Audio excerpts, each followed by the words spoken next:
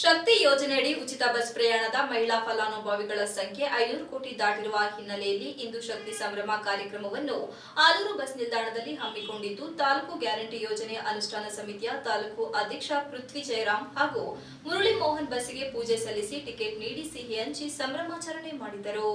ರಾಜ್ಯದಾದ್ಯಂತ ಶಕ್ತಿ ಯೋಜನೆಯಿಂದ ಸಾಕಷ್ಟು ಬಡ ಉದ್ಯೋಗಸ್ಥ ಮಹಿಳೆಯರು ಹಾಗೂ ಶಾಲಾ ಕಾಲೇಜಿನ ವಿದ್ಯಾರ್ಥಿಯರು ಸೇರಿದಂತೆ ಮಹಿಳೆಯರ ಪ್ರಯಾಣಕ್ಕೆ ಸಹಕಾರಿಯಾಗಿದೆ. ಸಂಚಾರಕ್ಕಾಗಿ ಮಾಡುತ್ತಿದ್ದ ಖರ್ಚು ಉಳಿತಾಯವಾಗಿ ಗಾರ್ಮೆಂಟ್ ಸೇರಿದಂತೆ ಸಣ್ಣ ಪುಟ್ಟ ಕೆಲಸಗಳಿಗೆ ಹೋಗುವ ಮಹಿಳೆಯರಿಗೆ ವರದಾನವಾಗಿದ್ದು, ಮಹಿಳೆಯರ ಸ್ವಾವಲಂಬಿ ಜೀವನಕ್ಕೆ ಶಕ್ತಿ ಯೋಜನೆ ನೆರವಾಗುತ್ತಿದೆ. ಹಾಗಾಗಿ ಇನ್ನು ಹೆಚ್ಚಿನ ಮಹಿಳೆಯರು ಇದರ ಸದುಪಯೋಗ ಪಡೆದುಕೊಳ್ಳಬೇಕು. ತಾಲೂಕು ಗ್ಯಾರಂಟಿ ಯೋಜನೆಗಳ ಅನುಷ್ಠಾನ ಸಮಿತಿಯ ತಾಲೂಕು ಅಧ್ಯಕ್ಷ ಪೃಥ್ವಿ ಜಯರಾಮ್ ತಿಳಿಸಿದರು. ಸಕಲೇಶಪುರ ತಾಲೂಕು ಗ್ಯಾರಂಟಿ ಯೋಜನೆಗಳ ಅನುಷ್ಠಾನ ಸಮಿತಿ ಅಧ್ಯಕ್ಷ ಮುರಳಿ ಮೋಹನ್ ಮಾತನಾಡಿ, ಕರ್ನಾಟಕ ಕಾಂಗ್ರೆಸ್ ಪಕ್ಷದ ಪ್ರಣಾಳಿಕೆಯಲ್ಲಿ ಸರ್ಕಾರದ ಬಹುನಿರೀಕ್ಷಿತ ಮತ್ತು ಮಹತ್ವಾಕಾಂಕ್ಷೆಯ 5 ಗ್ಯಾರಂಟಿ ಯೋಜನೆಗಳನ್ನು ಪ್ರಕಟಿಸಿ ಅವುಗಳನ್ನು ಸಕಾರಾತ್ಮಕವಾಗಿ ಅನುಷ್ಠಾನಗೊಳಿಸುವುದು ನಮ್ಮೆಲ್ಲರ ಹೆಮ್ಮೆಯ ವಿಚಾರ.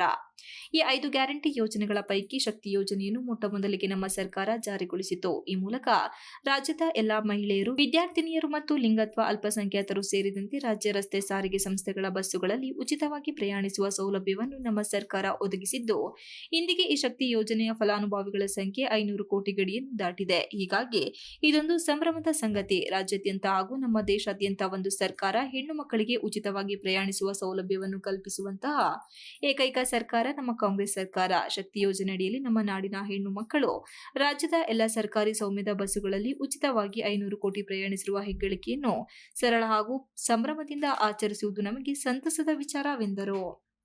ಯಾವತ್ತೂ ಕೂಡ ಈ ಸರ್ಕಾರದ ಪರವಾಗಿ ಇರಬೇಕು ಅಂತ ಈ ಮುಖಾಂತರ ತಿಳಿಸಿ ಇವತ್ತೇನು ಈ ಒಂದು ಕಾರ್ಯಕ್ರಮ ಮಾಡಲಿಕ್ಕೆ ತಾಲೂಕು ದಂಡಾಧಿಕಾರಿಗಳು, ಇಲ್ಲಿ ನಮ್ಮ ಚೀಫ್ ಆಫೀಸರ್ ಆಗ್ಬೋದು, ಪಟ್ಟಣ ಪಂಚಾಯಿತಿ ಮತ್ತು ಅನೇಕ ಎಲ್ಲ ನಮ್ಮ ಕಾಂಗ್ರೆಸ್ ಮುಖಂಡರುಗಳು, ಸಾರ್ವಜನಿಕರು, ತಾಯಂದಿರು ಎಲ್ಲರೂ ಬಂದು ಈ ಒಂದು ಕಾರ್ಯಕ್ರಮವನ್ನು ಯಶಸ್ವಿ ಮಾಡಲಿಕ್ಕೆ ಎಲ್ಲ ಅನುಕೂಲ ಮಾಡಿಕೊಟ್ಟಿದ್ದಾರೆ.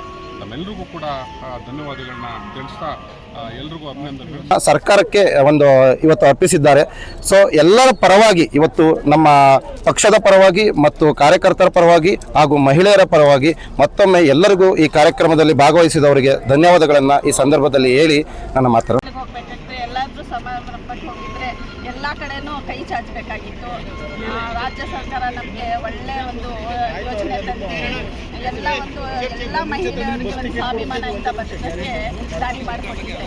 ಇನ್ನೂ ಯೋಜನೆಗಳಿದೆ, ಇನ್ನು ಮುಂದೆ ಬರ್ತಾನೆ ಇರುತ್ತೆ ಯೋಜನೆಗಳು. ಎಲ್ಲ ಸಾರ್ವಜನಿಕರು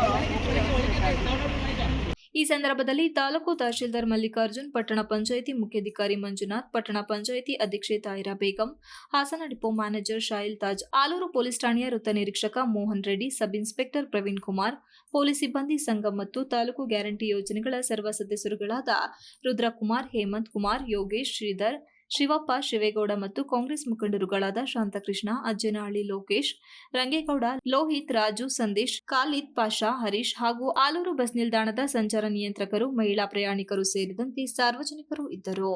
Pradeep, TV 46 news Kannada, Alur. You are watching TV 46 News Kannada.